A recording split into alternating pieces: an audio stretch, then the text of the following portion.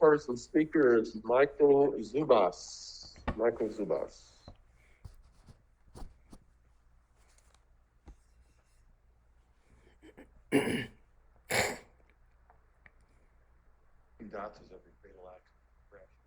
Mr. Zubas?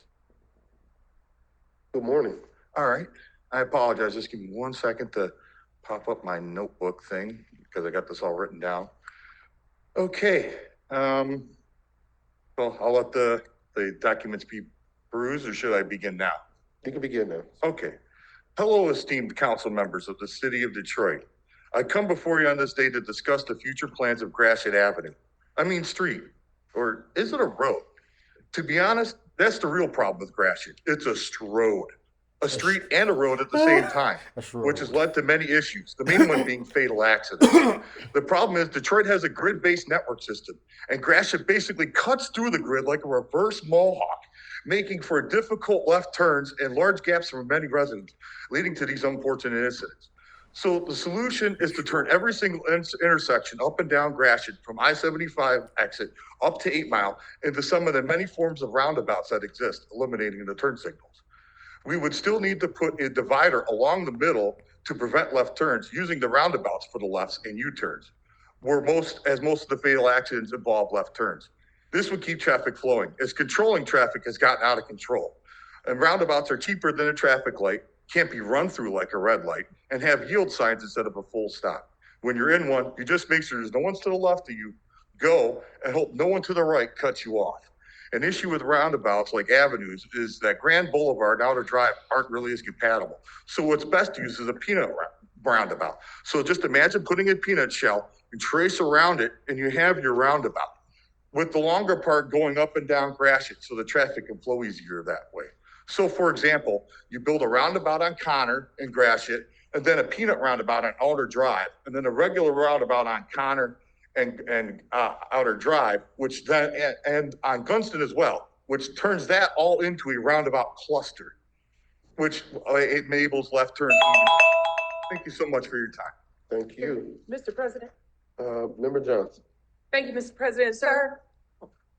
Oh. Hello. Mr. Zubas.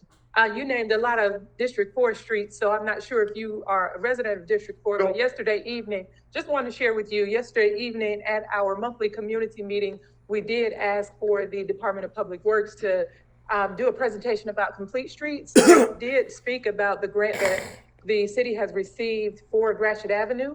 My team member will get your contact information so we can connect you to the Department of Public Works, and you can provide your suggestions to them as they're looking at redoing Gratiot to address the fatalities and the challenges that we've had on Gratiot. Thank you. Thank you so much, Councilmember Johnson. Thank you, Mr. Mrs. Zubas. Okay, I'm sorry. I'm spinning around in circles now. I feel like I'm in the roundabout now. Member Calloway. Thank you. My district does not cover Gratiot, but I listened intently to what you were saying. And it makes a lot of sense. Yes, right? It does. Yes, let me finish. With the peanut and then the roundabout, it makes so much sense. And I appreciate this. You've done the work. So I'm hoping Mr. Brundage is listening, because we have about 10 folks who hold HB1 visas working throughout our city. I'm hoping he heard what you said and maybe have you be a consultant. I don't know, because this sure makes a lot of sense. We don't have to go to India. We don't have to go to Nigeria. We have that skill set right here. You wanted the best? Well, here I am. So I'm hoping he's listening. I'm hoping I can get your number from Peter, if you can grab his number, because what you're saying, sir, I followed along and I understood exactly what you were saying, and I could imagine what you were saying working on Gratiot. We know Gratiot is problematic. It's been problematic for a long time, regardless of whose district it is. It's in our city. And so I definitely support what you were saying, and I'm hoping that DPW was listening, because it makes a whole lot of sense. Thank you so much. Thank you, Mr. Chair. I appreciate your commentary, Member Calloway. Actually, Mr. Zubas, you got one more. You got one more. I didn't know I was this popular. Thank you very much. This is what happens when you actually come down here. We listen. I appreciate Do what we that. I can to make- appreciate that. make it happen. I try not to just come up with the problem. We're gonna give Member Do you want me to go around or is there Hold any on, other? hold on one second. Member Benz. All right, thank you. Thank you for coming this morning as well. And so Gratiot has been a long issue within the city of Detroit. And as you know, this is a state road. So we do not, as a city, have jurisdiction over Gratiot. But as my colleague indicated, we have received a grant to try to make Gratiot a safer corridor. And MDOT is well aware of the challenges. We've had the conversations with DPW regarding traffic circles. One of the challenges there, number one, it is a state road. Number two is that traffic circles along a right-of-way of this width require a huge amount of private property as well, which makes them at many times, they're not feasible based on the cost to implement a solution of that nature. And so what they're looking at is traffic calming, looking at boulevarding. If you see what Gratiot does just north of 8 Mile and what East Point has done to reduce the amount of traffic and to calm that traffic would be something that they're talking about now. You saw DPW implemented its own easy solution, which was to paint parking lanes along Gratiot south of 7 Mile, which has also helped to reduce the traffic because people use that right lane, furthest right lane, as a 2-lane when it's really 1 lane with a parking lane. And so you've seen the city is addressing this in the ways that we can, and it does take time to implement these type of solutions, but some are just off the table based on their cost and feasibility to implement. But thank you for identifying this issue. I agree. If I may say something about that, Council. No, we'll give you a chance to say something offline, but we got one more council member who wants to One say more something. council And then we, Mr. Hello, I just wanted to, And then- through the chair, I just Yeah. wanted to No, make sure Kelly? I understood correctly. You're saying you would like to see, Some form of route. turnarounds on Yeah. grass. That's Let her- let her- No, I'm just asking, that's yes, on That grass. Mrs. Zubas, hold on. On Let her grass. finish the question. You said you'd like to see this on grass. Yeah, I've lived on grass my entire life. yeah. You I would have to make. just wanted to make sure that I was understanding you correctly before we do our own investigation, because I've lived in this area for over 50 years, and I know the congestion this would cause on Gratiot. Yes. I just wanted to make sure that I was. No, yeah, that, Thank you. I apologize. That was actually, No I had worries. 2 ideas and I knew I only had time for one. So, Mrs. Zubas, our Yeah, I final apologize. colleague that's going to address you, and all the rest of the comments can happen offline, because his phone number is available. Everybody wants to reach out to him, can do so.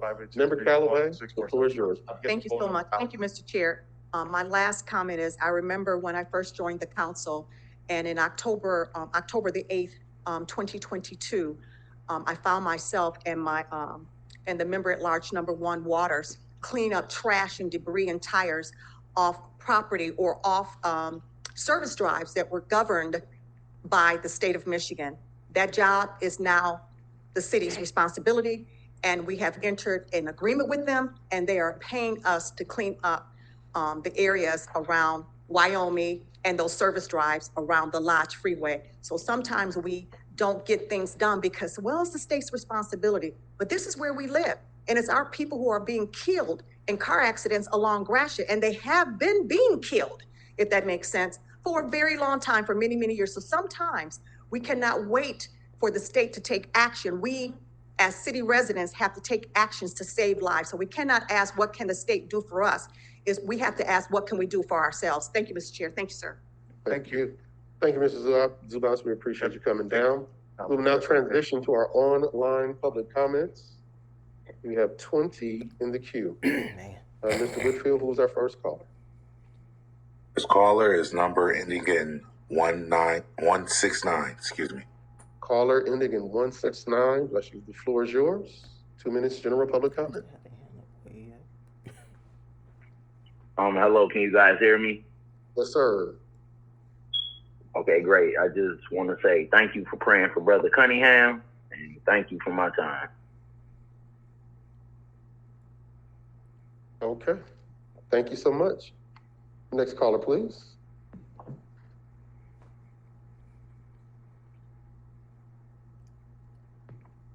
The next caller is Betty A. Warner. Okay, caller, the floor is yours. You have 2 minutes, general public comment. Good morning to all within the sound of my voice. This is Betty A. Barner, president of DeSoto Ellsworth Black Association, and we're advocating for our neighborhood. We have purchased 3 additional vacant lots to expand our park that we have created. And we are going to be in need, well, we are in need of help in clearing the land. There is bushes that grew up to be like little small trees. There are stumps, and we are looking for help. Someone with equipment that can come and help us clear the land when the weather breaks. We want to get the land ready for our Motor City makeover so we can clean it up, so we can have it ready when we start having our events.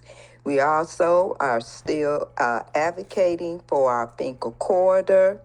We want to bring our corridor back to life. With the last administration, we were fortunate to have some positive meetings, good ideas, but there was no money. So we're asking for help for our Finker corridor. We want the same attention and monies to be spent in our area that has been spent, Avenue of Fashion, McNicholas and Livernois, Warren, Mexican Town, and this is good for our city, but we want to be able to go and shop and spend our monies in our immediate area. We don't even have a supermarket in our immediate area. We have people here who don't have transportation. We need a working Finker corridor. Thank you. Thank you so much. Next caller, please. Next caller is Darren Bolesky. Caller, the floor is yours. You have 2 minutes. General public comment. Good morning, Council. Ms. Varner, I've just friend requested you on Facebook. I do have a tractor and I can help with that land clearing if you respond my request. Did I just hear it right that when a roundabout was presented, someone responded and said that that would require taking private property as a reason to not do something? That seems very strange to me. Because as you guys know, the city's taken hundreds of properties for solar farms. My question is, what's the latest? There have been no additional lawsuits since October, just a Brightmore lawsuit for a water project. It's Duggan's pet project. Will it continue? I reviewed the Mistursky memo that was a response to Angela Whitfield-Callaway's questions, and Duggan stated DT and Lightstar will pay property taxes. How can they pay property taxes on a city-owned parcel that was only taken because it's owned by the city, but it's leased to a private corporation that pays property taxes after eminent domain? In my opinion, this has been a 1-2 punch. You guys made community support by paying people off, and then you guys use that as justification for taking other people's property. But then you did the use restrictions that notified everyone in the neighborhood that they had to give something up. If you guys would have done that at the same time, there would have been a revolt and the project wouldn't have happened. So you guys definitely perfected that 1-2 punch. Now, when it comes to Counter and Mount, I had a lot to say last week. My biggest question is, overall, why did he step down from the Supreme Court, hand it over to a conservative who reversed Pulltown, Robert Young? There was a Republican in his place until 2019. Oh yeah, it was to make money at the DMC under Duggan. And why in 2022 was his name originally withdrawn by the city council, and now you guys are Thank you. Next caller, please. Next caller is Frank Hammer. Frank Hammer, the floor is yours. Who did its general public comment?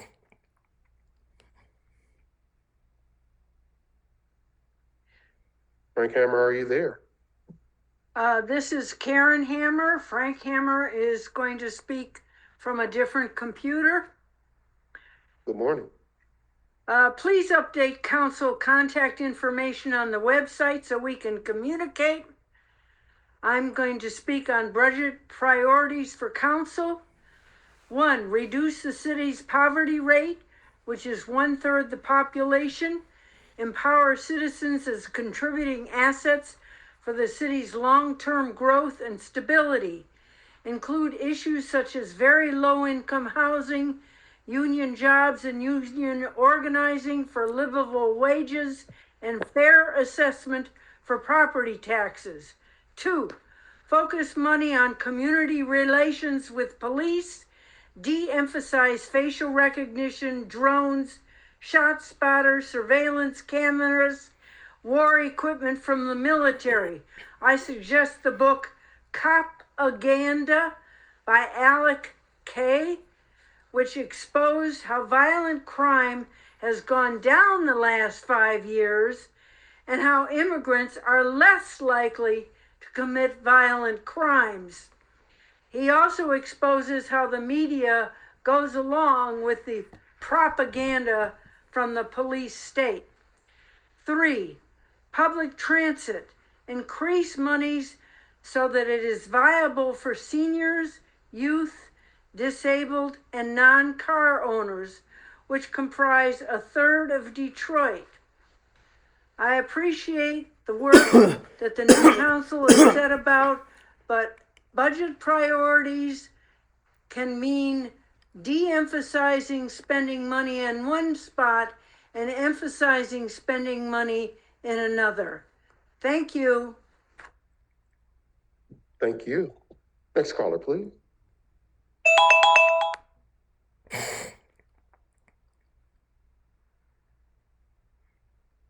Next caller is Frank Hammer.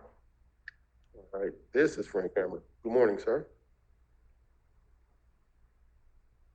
Good morning. Glad to be with you in the city council meeting. There's been a lot of public comment about the extreme cold temperatures we're experiencing. January is normally about 30 degrees, 32 degrees average with an overnight of 20. We're living in temperatures 20, 30 degrees below normal, yet no one is talking about why. Why isn't council serving our residents by devoting time to educating Detroiters? We know that the corporate media won't do it, linked as they are to the fossil fuel industry. How many of you can explain right now about the polar vortex? Climate change is driven by the rapid Arctic warming. This is from all you have to do is Google it. It's believed to weaken and destabilize the polar vortex by reducing the temperature difference between the pole and places like Michigan, causing the vortex to stretch or split. This disruption allows frigid Arctic air to spill southward, resulting in more frequent severe winter weather events like we're experiencing here in Michigan. As of January 2026, Detroit and the broader Great Lakes region are experiencing a severe winter blast driven by the polar vortex. While overall winters in Michigan are warming, climate change is increasingly linked to these erratic, high-intensity cold events. Rapid Arctic warming, largely caused by greenhouse gas emissions from fossil fuels, weakens the atmospheric fence that normally traps cold air at the pole, allowing it to spill southward. You can start educating Detroiters by replacing the city council invocation and inviting scientists to spend time with the city explaining. You. Next caller, please. Next caller is James Chandler. All right, caller, the floor is yours. You have 2 minutes, general public comment. Good afternoon, Council President, council members, and honored public servants. My name is James Chandler, a Detroit resident and civil rights advocate representing the voice of we the people. I formally submit this petition and legislative proposal titled the Civil Rights and Constitutional Reform Act. I don't know if you have it in front of you for official review, legislative consideration, and action to be made into law through all appropriate municipal, state, and federal legislative pathways. This proposal is a comprehensive reform framework designed to restore constitutional authority, strengthen civil rights protections, and establish enforceable accountability in government and public institutions. At its core, this legislation seeks to be made into law to ensure constitutional compliance and equal protection under the law. government transparency and enforceable ethical standards, affordable and accessible justice systems, protection of personal data, identity and civil liberties, housing security, tenant protections and economic fairness, election integrity and lawful civic participation, justice, reparative policy development and social equity, community-centered investment, corporate prioritization. This legislation does not weaken governance. It strengthens it. It does not undermine authority. It restores constitutional order. It does not create instability. It establishes lawful structure, trust, accountability. We formally request official acknowledgement and entry into public legislative record, referral to the council and policy committees, scheduling, and again with Conrad Mallet, we don't want him involved with our city. We want him off the record in his duties. So again, I want the council to really look at my petition and take it seriously. And as I said before Friday, that if they don't, I see where they stand with the Constitution. Thank you. Next caller, please. And we will be taking up that particular petition today. Next caller, please. Next caller is Jared Rogers.